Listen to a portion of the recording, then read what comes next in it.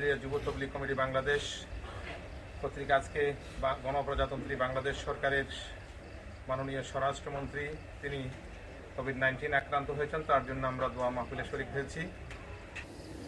আল্লাহ রাব্বুল আলামিন রহম না করলে আমরা এই ভাইরাসের মাধ্যমে শিক্ষা গ্রহণ করতে পারবো না। তাই আল্লাহ রাব্বুল আলামিনের কাছে আমরা দোয়া করি যেন এটা থেকে আমরা শিক্ষা গ্রহণ করি, আমাদের ঈমান আকীদা মজবুত করি, এটাই যেন আল্লাহ রাব্বুল আলামিন আমাদেরকে সেই তৌফিক দেন।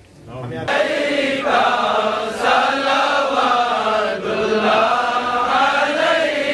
বাংলাদেশ গণপ্রজাতন্ত্রী বাংলাদেশ সরকারের আল্লাহ আল্লাহ মাননীয় স্বরাষ্ট্রমন্ত্রী আল্লাহ আল্লাহ আসাদুজ্জামান খান হামাল আল্লাহ আল্লাহ সুস্থ আল্লাহর কৌশল আজমান নিগাহে করম দিয়া আল্লাহ আলামিন আকাই মাওলা তাআলা মদিনা জনাব রাসূলুল্লাহ সাল্লাল্লাহু